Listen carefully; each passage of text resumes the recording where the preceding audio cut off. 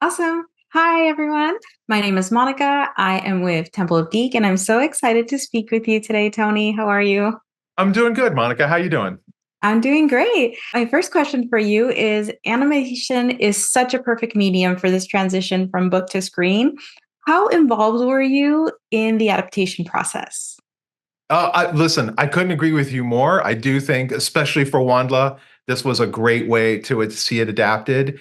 And I was very much involved over these last 4 years that it's been in production, which is rare. It doesn't always go that way for the author, to be honest with you. But I was fortunate in that the team at Skydance Animation really, really wanted me to be a part of it. And I wanted to be a part of it. I am fascinated with first of all, I love story, but I'm fascinated with the alchemy that is involved in adapting a book into celluloid. As fans of this stuff, sometimes they get it right, sometimes not so much. But I think I really do feel in my heart that the team did a spectacular job in adapting these books. Visually, it's absolutely beautiful. It's incredibly rich and imaginative. Were you able to collaborate with the animation team to bring your vision to life? Was there any input that you were able to give? Yeah, all throughout the 4 years. I mean, I was involved with story, design, casting quite a bit. I mean, they really did hit me up for a lot of different various parts of this.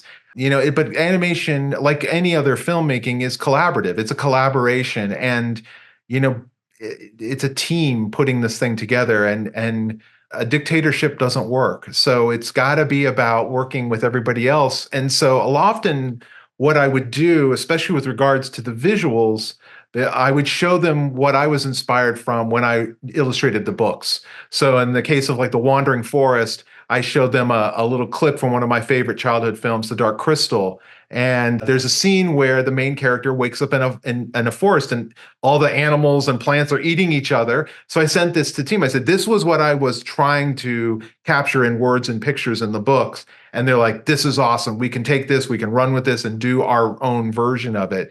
So it was a lot of that kind of mutual respect, I think, for story as storytellers and artists. And that I just think the project is richer because of that.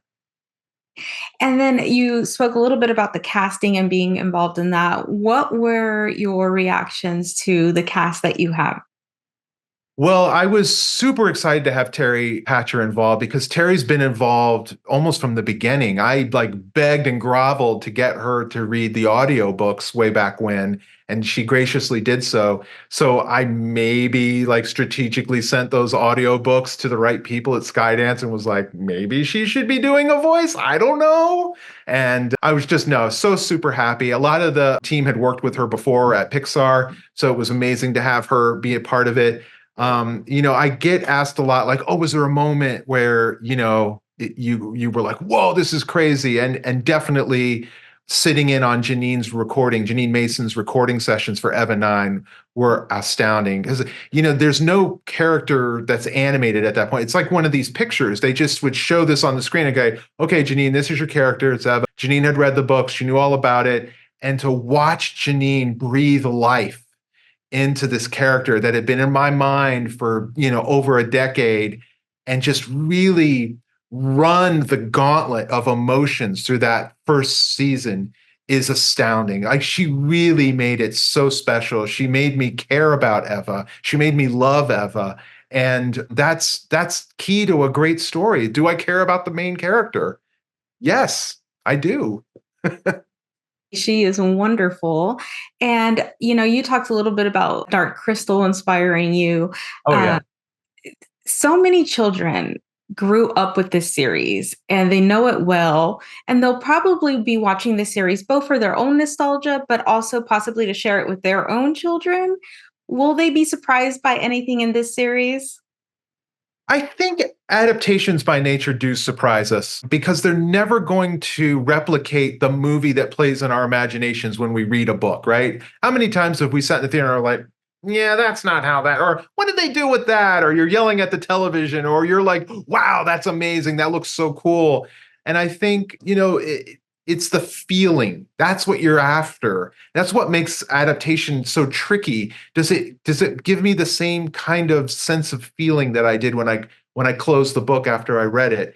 And I think for WondLa, the first of all, I think the answer is yes, they did an amazing job, but it's a strange kind of hopeful, bittersweet ending.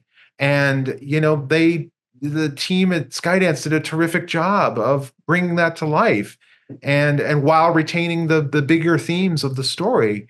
And I think that's the most any author could hope for.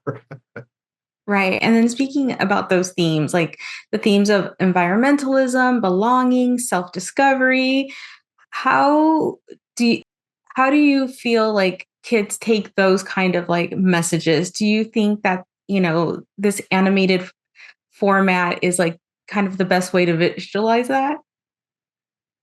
I think it was for this story because, when I set out to write a book, I'm writing it for the 10-year-old version of me. Like, what does 10-year-old Tony want that old 50-year-old Tony can make for him? And then that's where I start. And then I think about my daughter, and then I think about her friends, and then I think about all the kids that I've met all over the world on book tour. And I also think about the parents and teachers and librarians who are reading with kids. And I really try to make my book so that if you're an adult reading it, sharing it with a child, you're getting just as much out of it as they are. And animation, great animation, will do the same thing. We will reach the multiple audiences in the same way. And so that experience to me is so important. And it connects not just families or found families or friends, but it connects all of us. And a great story can do that. And that's what I'm aspiring towards. Whether I achieve it, I don't know. I certainly don't really put any messages in my books, but I explore themes. Those are the books I like, where it asks a lot of questions, but doesn't necessarily answer them. It leaves the answers up to the reader to kind of conclude how they feel about it. Well, congratulations on the series. It's beautiful. I got to watch a couple of the episodes and really gorgeous, gorgeous. So, Yeah, it is. It's congratulations. beautiful. Thank you. And thank you again for speaking with us today. Thanks for having me.